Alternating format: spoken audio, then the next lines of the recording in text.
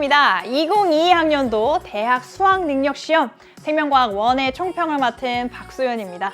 자, 선생님도 이 순간에 여러분들에게 이 얘기를 해주기 위해서 1년 동안 열심히 이렇게 여러분들과 같이 뛰어온 거거든요. 그래서 오늘 어떤 문제가 나올까 정말 너무너무 궁금했는데 뚜껑을 열어보니 여러분들이 정말 많이 낙담했겠구나 라는 생각을 합니다.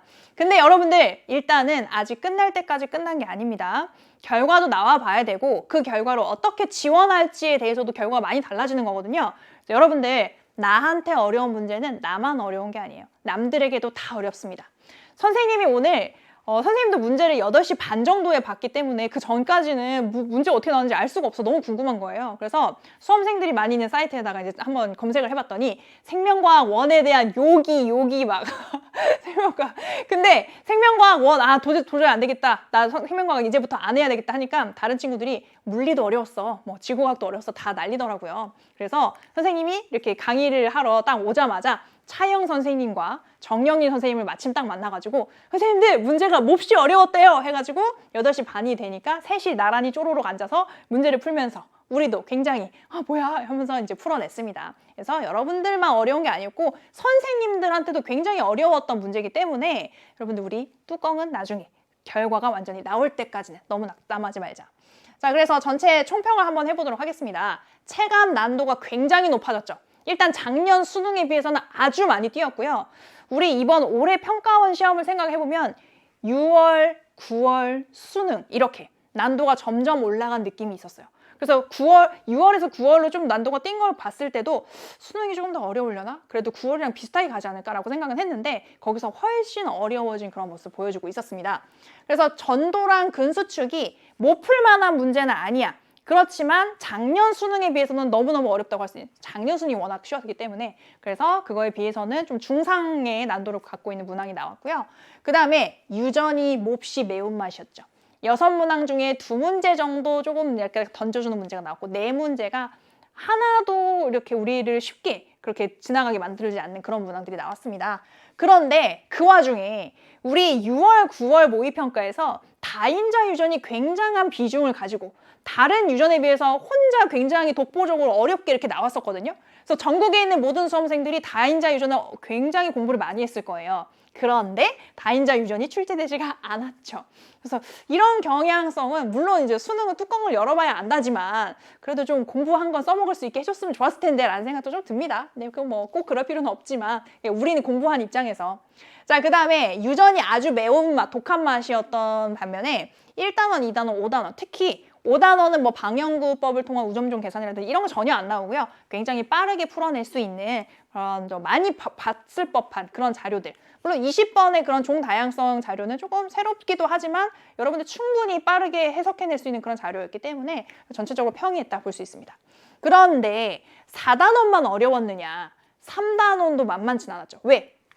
3단원은 구석탱이에 있는 것들, 우리의 뇌리에서 좀 사라졌을 법한 그런 부분들, 손해의 작용이라든지 아니면 헌팅턴 무도병이 어떤 카테고리에 들어있는지라든지 그런 것들이 쏙쏙쏙 숨어 있었어요.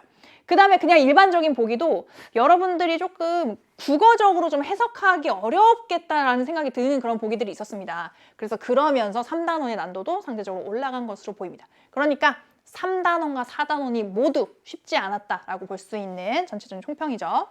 자, 그럼 단원별 문항수는 선생님 뭐 이런 거에 큰 의미를 두진 않는데 뭐 2문항, 2문항, 7, 6, 3문항이 나왔습니다. 그래서 지금 1단원이 문항수가 추가가 돼서 그런 건 우리 이렇게 생각해 볼 수 있겠죠. 뒤에서 워낙 시간이 많이 소요되기 때문에 일단은 쉬운 문항을 하나 더 주면서 좀 문항 풀이에 시간을 좀 분배를 해줬다라고도 볼 수가 있을 것 같습니다. 그러면 단원별로 특성을 보자면 그래서 지금 대수능에서 생물의 특성과 영역적 탐구 방법이 모두 나왔어요. 그래서 보통은 이렇게 갈 때 수능이 조금 더 어렵다 보니까 이 생물의 특성이 빠지는 경향이 있는데 다른 부분이 충분히 어렵기 때문에 이렇게 2문항. 그 다음에 2단원에서는 물질대사, 그 다음에 기관계에 대한 내용이 나왔는데 여기서는 일반적인 걸 묻고 있지만 표현을 좀 달리하면서 여러분들이 연습을 시켰습니다. 자, 그 다음에 3단원이 중요하죠.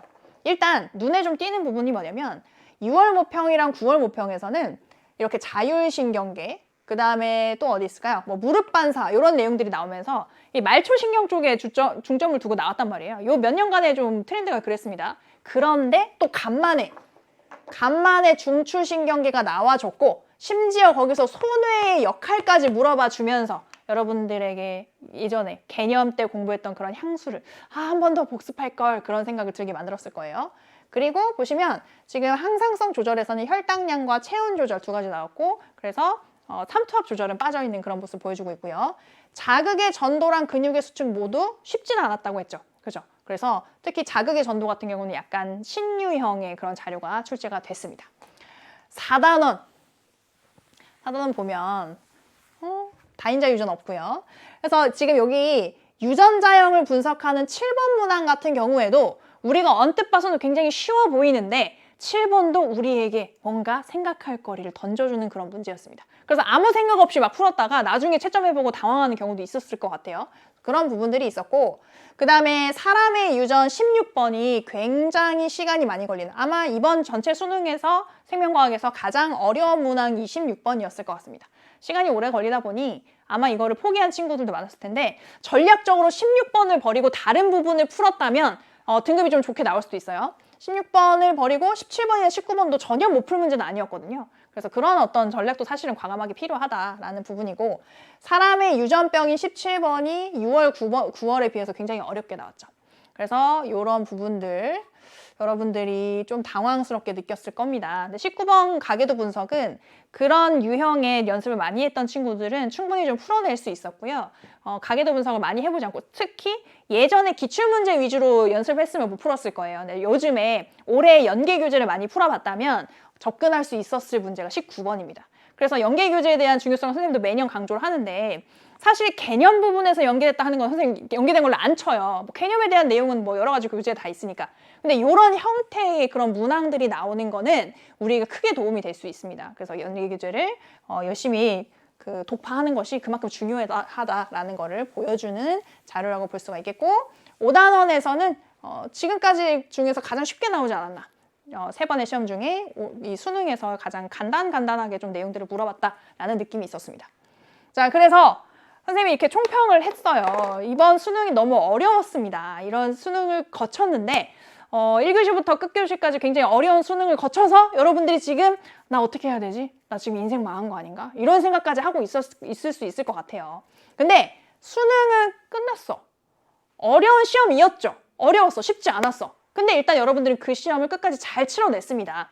그러면 우리는 오늘 푹 자고 내일도 좀 푹 자고 일어나서 그 다음에 어떻게 할지 그 다음에 펼쳐질 나의 새로운 인생 그게 앞으로 잘 결과가 정리가 돼서 내가 원하는 대학에 진학을 할 수도 있겠고 내가 올해의 결과에 좀 아쉬움을 느껴서 다시 한번 심기일전에서 도전한다면 올해와는 다른 어떤 모습을 보이는 그런 또 새로운 모습을 찾아 나가야 되잖아요. 그러려면 지금 일단 휴식을 하면서 여러분들이 새로운 시작을 한번 준비를 해보자 라고 얘기를 해보겠습니다.